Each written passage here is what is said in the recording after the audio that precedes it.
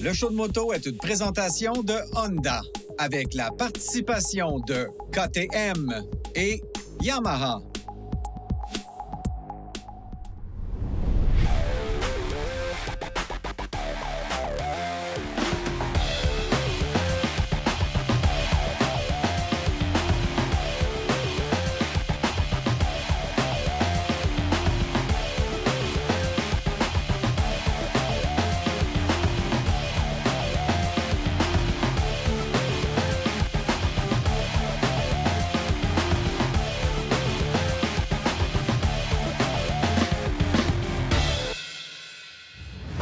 Bonjour tout le monde, bienvenue au show de moto. S'évader, sentir le vent sur son visage, découvrir la route, découvrir le monde, c'est ça faire de la moto et c'est ça qu'on fait à chaque semaine au show de moto. Et ça commence maintenant.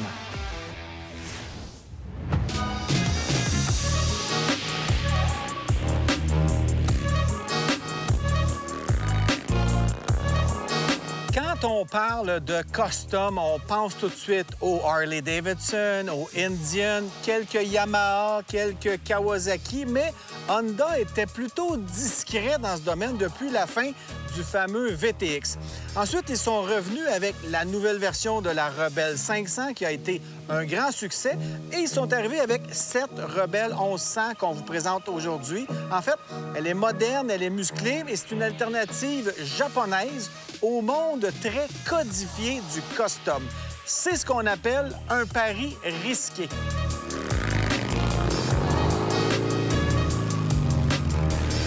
La Rebelle 1100 conserve l'ADN visuel de la gamme. Les lignes basses, silhouette minimaliste, garde au sol réduite et une certaine idée de simplicité visuelle.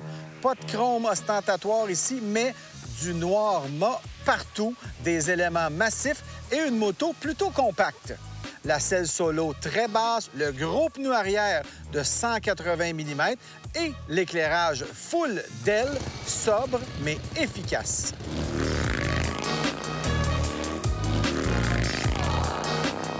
En fait, cette Rebelle est un peu rebelle dans son approche. Elle ne cherche pas à imiter les grandes marques américaines, Indian, Harley-Davidson. Elle a plutôt sa propre façon de penser. Elle est plus moderne que rétro, plus urbaine que road trip. Donc, c'est vraiment une moto à part entière qui est dans une catégorie un peu à part.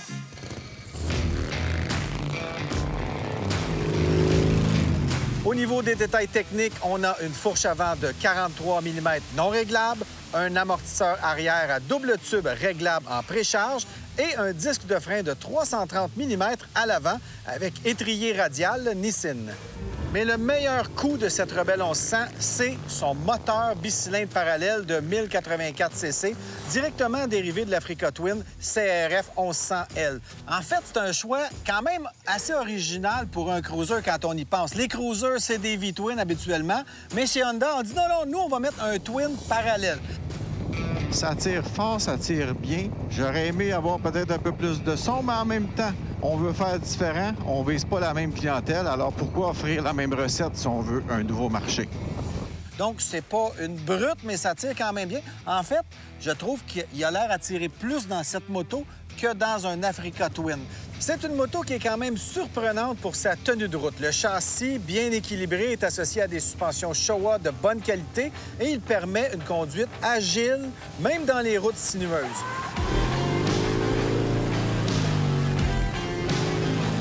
Au niveau techno, bien évidemment, on reste dans la simplicité. Un petit écran avec toute l'information dont on a besoin. Mais moi, c'était au niveau du réservoir que j'avais des réserves. 13,6 litres, c'est pas beaucoup, mais avec un moteur qui consomme relativement peu, on parle de 5 litres au 100 km, ça donne quand même une autonomie de 220 à 250 km, donc c'est pas la meilleure de sa catégorie. Mais ce qu'il faut dire de cette moto-là, d'abord et avant tout, c'est le plaisir de conduite. On embarque là-dessus, on a une petite selle basse. C'est pas le grand confort si vous avez un passager, une passagère, mais bon, pour de courts déplacements, si vous êtes tout jeune et vous vous amusez, vous êtes amoureux, il n'y a pas de problème. Mais pour des gens d'un certain âge, ça peut être un petit peu limite. De toute façon, c'est une Rebelle. On est badass, on va se promener là-dessus. Et il faut dire que si on veut rouler fort, c'est possible. C'est étonnant à quel point ça tire bien. La moto est assez légère pour sa catégorie. C'est quand même le fun de voir une 1100cc qui me paraît aussi légère à la direction. Je trouve que les suspensions sont un petit peu molles pour mon style de pilotage, mais j'ai toujours un peu de difficulté à m'adapter à ces motos cruiser. C'est fait pour rouler tranquillement et apprécier le paysage. Faudrait que je sois plus zen, finalement.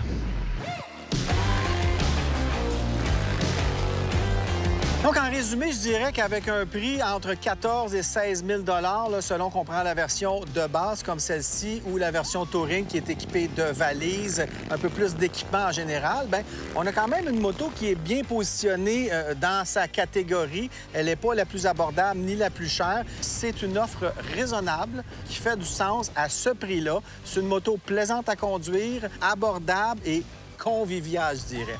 Alors voilà, c'est la Rebelle 1100 de Honda 2025.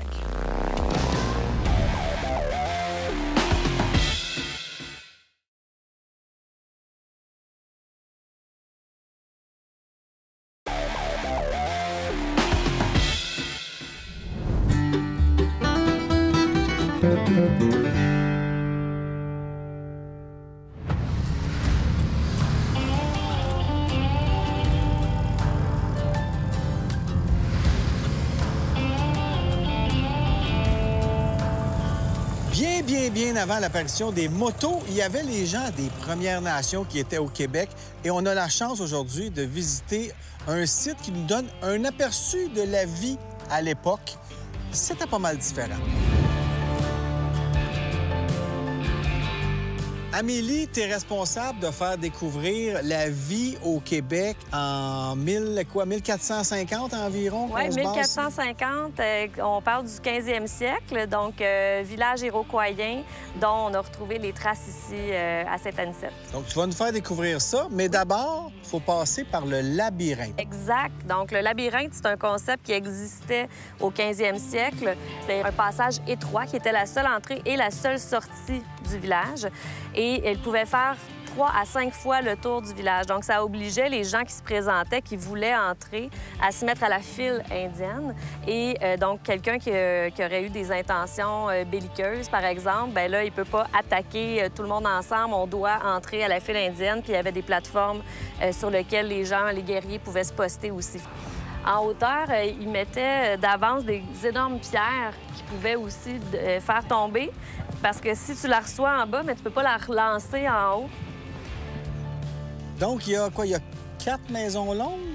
Il y a 3 maisons longues qui ont été reconstruites dans les années 90 par un groupe d'archéologues, donc le clan du loup, le clan de l'ours et le clan de la tortue. Et on a également notre fausse maison longue, qui est notre maison musée. Donc, c'est notre centre d'interprétation qui est camouflé à l'intérieur d'une maison longue. Combien de personnes pouvaient vivre dans un village comme ça? Ça dépend des villages. Celui de Droulaire, on estime à peu près entre 600 et 800 personnes qui vivaient dans le village de Droulaire. Mais à travers le nord-est américain, il y a eu des villages plus gros, il y en a eu des plus petits aussi. Donc, ça dépendait de la population de chaque région. Maison de l'ours? Oui, allons-y. Ça, c'est le loup. Ça, c'est le loup. Le loup. Ah, mauvaise adresse. Donc, quand vous venez ici avec des groupes, parce que c'est des visites guidées quand même, on en apprend plus, vous avez des présentations des outils du quotidien, c'est ça? Oui, exactement. Là, tu as choisi ça. Exactement. Donc, c'est un bâton de crosse avec la balle de crosse de l'époque. C'est une balle en chaîne. Donc, on avait un trou à l'intérieur pour que, quand elle était dans les airs, on puisse la repérer par le son qu'elle faisait. Parce que la crosse, ça jouait pas comme aujourd'hui. C'était un jeu qui préparait, en fait, les hommes à la guerre, au besoin, s'il y avait besoin d'aller dans des conflits armés. Okay. Et un jeu aussi qui permettait de faire un très bon entraînement pour la chasse. Et c'était très extrême. Donc, il n'y avait pas vraiment de règles, hein? Fait que il y avait beaucoup de choses qui étaient permises. Tu as fait une passe oreille. Oh! Hein? Non, bien joué. Hein?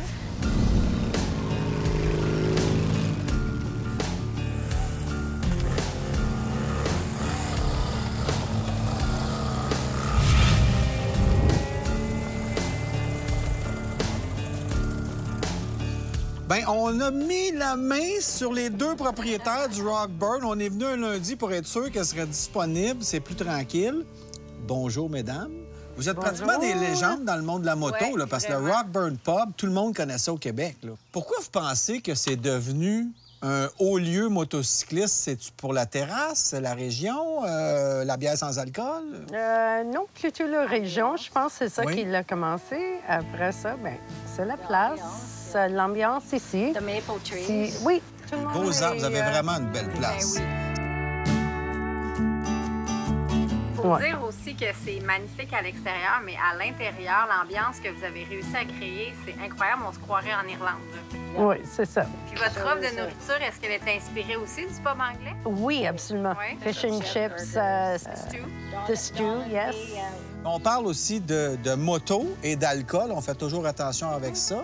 Est-ce que tu as vu la clientèle évoluer au cours des années? Parce que ça devait pas être le même genre de motocyclistes qui venaient ici au départ versus aujourd'hui. Je pense que ça a beaucoup évolué. Oui, Oui, hein? absolument. Les gens boivent moins. Ils font plus Oui, attention. oui.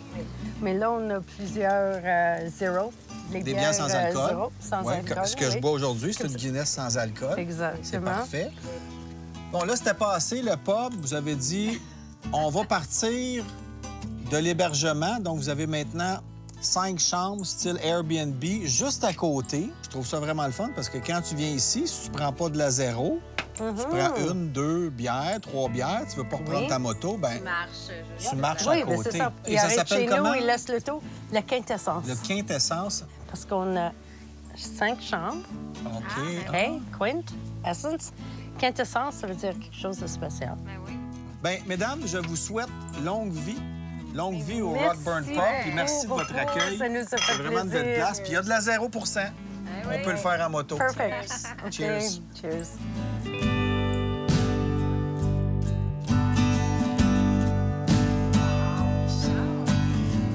Bon, c'est toi qui choisis ta chambre. Ben, je me dormais ici, là. Tu vas dormir ici. Moi, je pense que je vais prendre celle-là parce que c'est la numéro 1. Non, les filles ont dit que c'était assez basse. Ah, c'est Sébastien, ouais, le gars du tourisme. Ouais, c'est ça. Moi, je vais aller au numéro 3.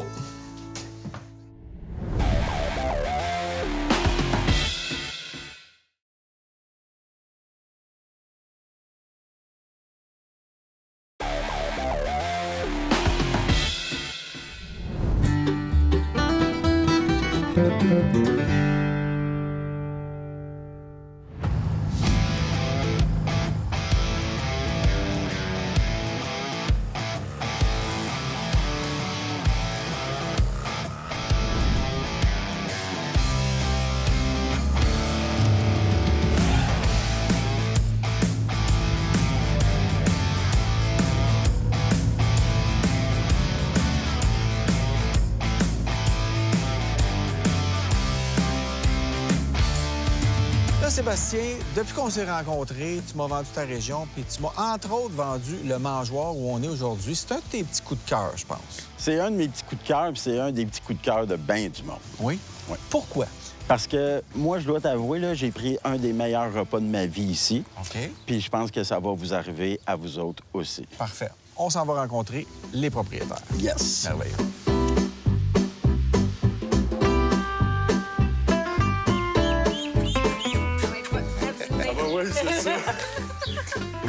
Marie, merci de nous accueillir chez vous. Puis quand on dit chez vous, des fois, avec des gens qui sont dans le commerce, c'est à leur commerce. Mais toi, c'est vraiment chez vous, là. Oui, effectivement.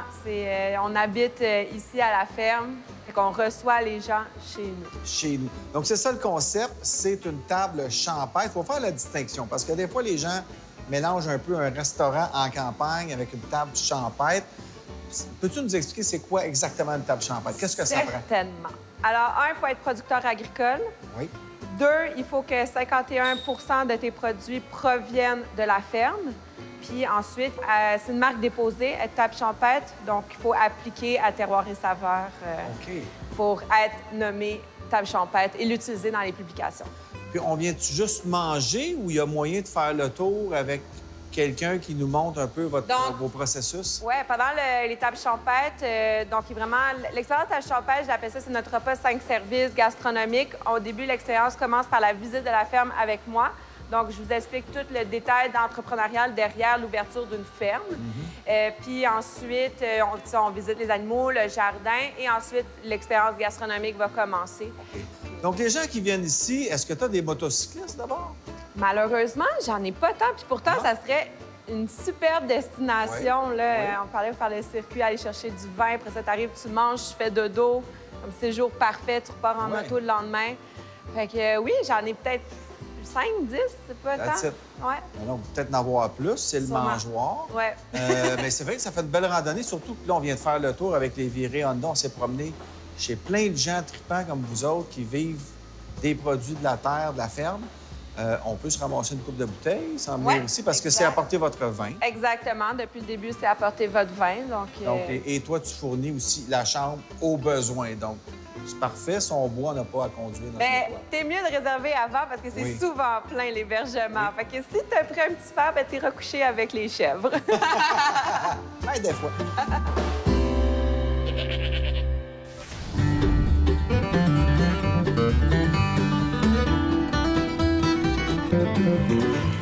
Bon, Guillaume, écoute, tu nous reçois en champion. Là, c'est tous les produits que vous avez fait pousser ou fabriquer ici. Exactement. Qu'est-ce qu'on a?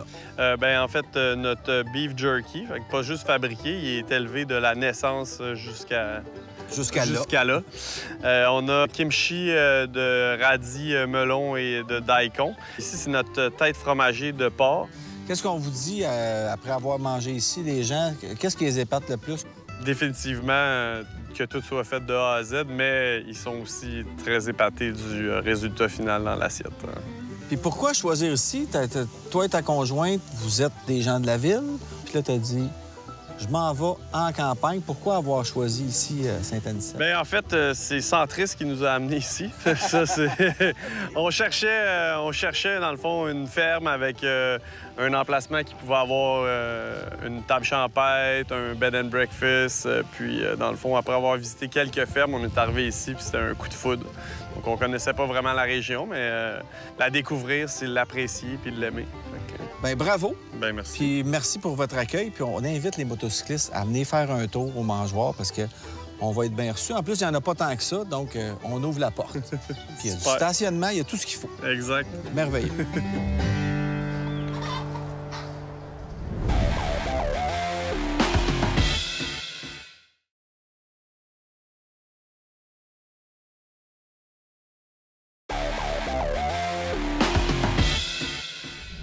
Ce segment d'émission vous est présenté par Béton Surface. Transformez votre garage, libérez votre esprit. Le marché de la moto sportive de moyenne cylindrée a longtemps été occupé par des constructeurs japonais. Les Yamaha R6, Kawasaki ZX6R, les Honda CBR 600RR. Donc, des constructeurs japonais. Mais il y a maintenant un petit nouveau constructeur chinois, CF Moto, qui nous amène aujourd'hui la 675 SS. Alors, est-ce que c'est un coup d'épée dans l'eau dans un marché qui est en recul ou une révolution dans le monde de la moto?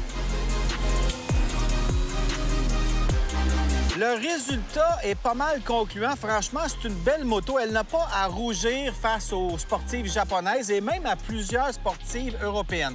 Mais l'élément le plus surprenant, le plus attendu, c'est que CF Moto inaugure un nouveau moteur avec cette 675. C'est un tricylindre en ligne, donc une nouveauté dans la gamme CF Moto. Franchement, on fait dans l'innovation régulièrement de ce côté-là. C'est un choix technique intelligent qui place cette moto dans la même catégorie que la Triumph Daytona 675, une moto légendaire chez Triumph, un grand succès, et aussi la MV Augusta F3, qu'on vous a d'ailleurs présenté au show de moto l'été dernier. Bien, l'avantage du 3 cylindres sur cette 675, il est multiple. D'abord, on a quand même le frein moteur qu'on retrouve dans un bicylindre à moins grande échelle. Et on a aussi des avantages de pouvoir amener ça très haut en révolution avec une belle courbe de puissance là, qui prend de l'ampleur plus on monte en régime, comme sur un 4 cylindres. Alors, ça fait une sportive équilibrée. Donc, dans la vraie vie, un 675 sur une super sportive comme ça fait pas mal de sens. D'abord, le cadre périmétrique en acier associé au bras oscillant en aluminium, des suspensions avant à fourche inversée KYB réglables en précharge et détente. La suspension arrière est composée d'un mono-amortisseur KYB également réglable. Le freinage est fourni par G-Juan avec des étriers radio à l'avant et un disque de 320 mm. Et bien sûr, avec l'ABS Bosch de série.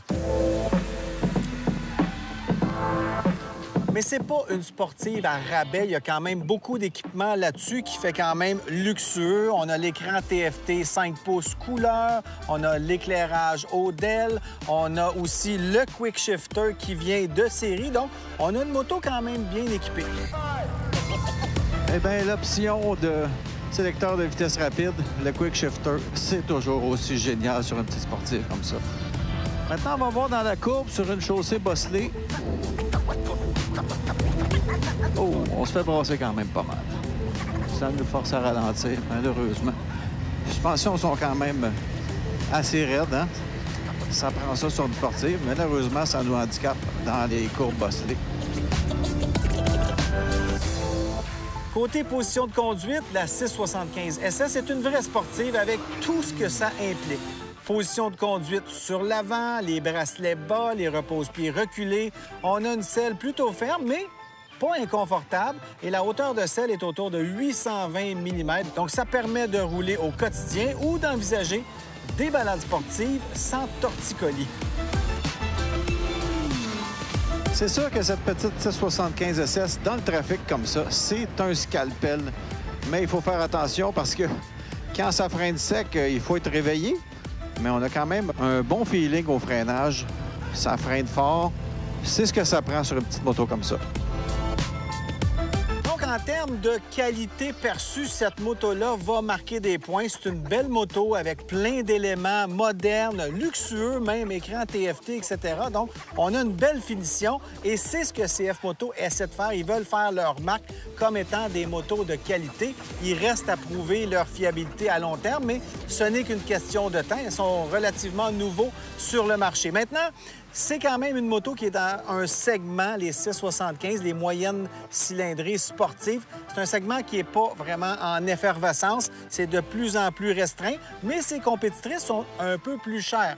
Maintenant, les purs et durs qui s'achètent une 675 aujourd'hui vont peut-être viser une marque un peu plus prestigieuse. Mais il y a plein de nouveaux motocyclistes qui se foutent des marques, qui veulent avoir un bon deal avec de la performance. Ils veulent avoir une belle moto. Et là, la petite 675 SS peut marquer des points. Elle est jolie, elle est performante, elle est abordable. Il y a plein de facteurs pour l'aimer. Alors voilà, c'est la CF Moto 675 SS. Ben voilà, une ride de plus au compteur de votre saison du show de moto. On se revoit la semaine prochaine pour la dernière de la saison du show de moto. Je m'appelle Éric Ménard. Bonne saison, bonne semaine. Soyez prudents sur la route.